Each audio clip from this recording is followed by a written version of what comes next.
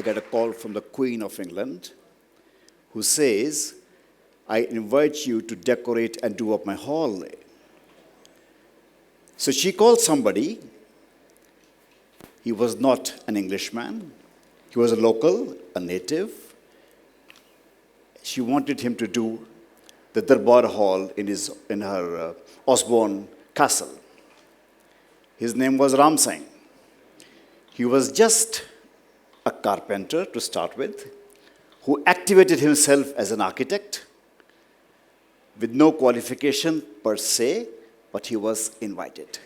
Not because the Queen lacked the influence to invite anybody else. The whole half the world was hers. But she wanted somebody who could carry forward the legacy of craftsmanship, what belongs naturally to Punjab. Imagine, out of all of the world, what is that which is specifically great of Amritsar buildings? When we see the Khalsa College, it's not just the building, the proportions, the landscape, the heights, the domes, of course. But then that was the masterpiece of Ram Singh. The news traveled, he went, and his portrait hangs in that building, which was painted by an Englishman. So far, so good. What exactly is buildings and architecture? Buildings speak. They reveal in their silence. Taj Mahal speaks of love. Buland Darwaza speaks of victory. The buildings of Infosys or Wipro speak of the acumen of the Indian mind all over the world. So when the buildings and architecture have a language, they have a tongue, we need to listen. That proportion is available right here. Imagine Paris, Eiffel Tower. New York, Manhattan. Rome, the Colosseum. So we as architects, we as builders, we as people who plan, do not cast slabs, we make civilizations. Once we realize that, I'm a part of the community, we are more responsible. I come from a place, Chandigarh, which is the modern city in India. And I'm talking about the modern heritage. We don't have anything of the past in that city, but the present is the modern heritage. I need to save it. So if I make a building in Chandigarh with domes, with minarets, arches, it would be a blasphemy. Similarly, if I make an exposed concrete building in front of Khalsa College, it's a sin. Doesn't happen. So what is important is the context. What is important is what is right, and that has to be built. And by the way, when Le Corbusier and his cousin Pierre Jeanneret came to Chandigarh, they traveled on the bicycles to the nearby villages to study the Indianness. People in the audience will know that. And he took his black and white camera and clicked pictures. I have them with me also. And he studied the proportion. And he was astonished looking at those illiterate, uneducated women making rangolis, making those alas and niches where they would keep the diyas. He was astonished. And then he says that this proportion is what I'm going to inculcate. Probably the filigree, the jali work of his houses was influenced by that. And then another thing which was influenced is what they did not have. He understood what they had, but he also analyzed what they did not have. And that's the first thing which he said that I want to make for the poorest of the poor. Every person, every human being is entitled to fresh air, to greenery, to the sunlight. That we gave in Chandigarh, and that heritage already existed in Amritsar. That planning principles, that volume, when you pass through the corridor of Khalsa College, that height, that volume is so amazing. One more thing, the building is not falling on your head. It is placed behind. So there is so much of greenery, there is so much of visual angles to see. No amount of degrees can bring that imagination, I'm sure. What exactly is a building that needs to be saved? So unless we know that, what I'm going to save? My heritage is something which is not cut, copy, paste.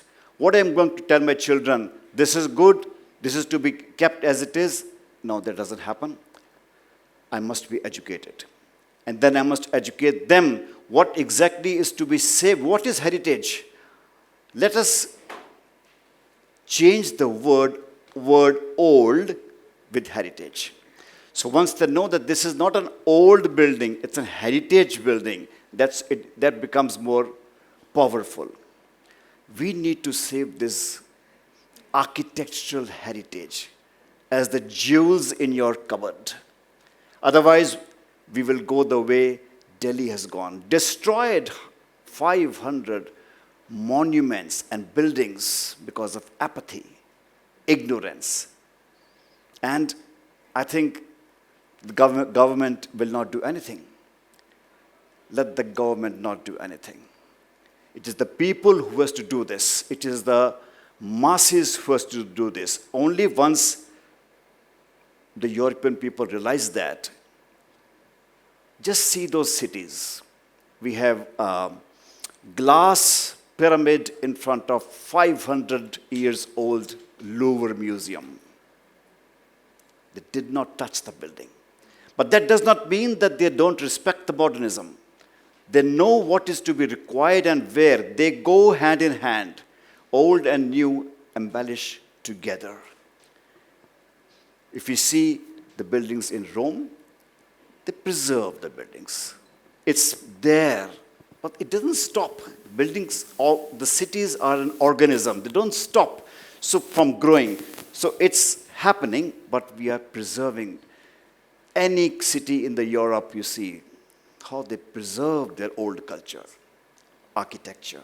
Outside, the film is maintained. Inside, it's state of the art. That's perfectly fine. We're going with technology. We're going with air conditioning, heating, perfectly fine. But the image, Venice is Venice because it's Venice.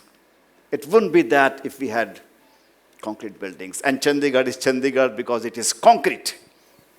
That's why it is that. That is the difference of the heritage. We call Chandigarh the modern heritage. So what do we do? The question is, what do we do? We define the zones. We define the zones. We say that this particular part is the heritage component. We don't touch it. Let the future, let the modernism, the transportation exist. So they coexist. But we know that this is not to be touched. So we divide it in zones as we learned in our degrees and masters and people from Europe. In that way, the zones are protected, the buildings are held carefully, and it must not be the duty of the government to do it also. Some part may be from us, the people, the educational institutions. So the zoning has to be maintained and preserved. Amritsar is a beautiful city. And the way it has the heritage, the way we learn, it's imaginable that we come from modern cities, and when we come to see these buildings, we say, oh my goodness, we have so much of great architectural values existing here. Why can't we carry it forward? People from Europe came and saw these things and understood everything. Why we should ignore it? If Queen can do it, we all can do it. Lastly, these buildings are the ones which will carry forward the Indian ethos. Otherwise, what is Indianness? Every building is same? if I can design a building which is same in Afghanistan and in Europe and Meerut and Delhi. So what is mine? I identify mine as something which is unique. This particular city, like all other Indian cities, may have, but this part of the Punjab, this part of is something which is to be preserved. It has got heritage, it has got the seat of spirituality, the culture, the ethos, the language, the food, the culinary, clothes, attire, everything germinates here, stays here. So to spoil things is very easy. To talk about it is far more easier, but to take action on it is very important. I will not spoil it. You will not spoil it. We will not spoil it.